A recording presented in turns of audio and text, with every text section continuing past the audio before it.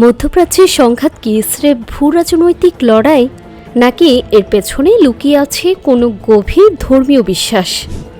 America এবং Israel এখন Iran যুদ্ধকে একটি ধর্মযুদ্ধ বা শেষ জামানার মহাযুদ্ধ হিসেবে প্রচার করছে। বাইবেলের আর্মাগেডন থেকে শুরু করে ইসলামের মালহামতুল কুবরা সবকিছুই যেন মিলে যাচ্ছে এক বিন্দুতে।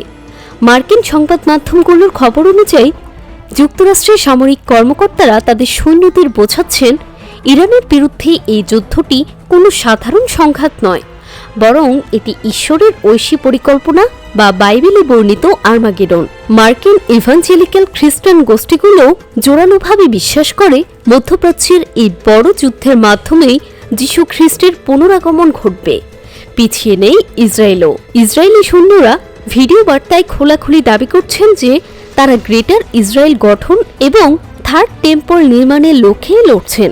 ইহুদি ধর্মে বর্ণিত আমালিকা বা চরম শত্রুদের বিরুদ্ধে যুদ্ধের কথা উল্লেখ করে বেনিয়ামিন নেতানিয়াহু গাজা ও ইরানের উপর হামলাকে ধর্মীয়ভাবে বৈধতা দেওয়ার চেষ্টা করছেন।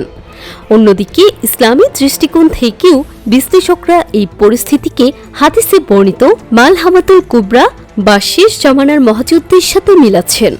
সিরিয়া, ফিলিস্তিন, লেবানন ও ইরানকে কেন্দ্র করে যে যুদ্ধের কথা হাদিসে বলা হয়েছে, বর্তমান পরিস্থিতি যেন তারই ইঙ্গিত দিচ্ছে।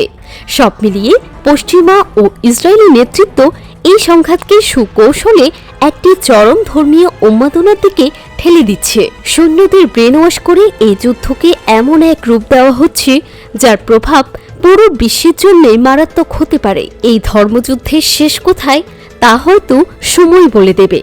জান্নাতুল তাহসিন, ডেস্ক রিপোর্ট, ডেইলি সকালবেলা।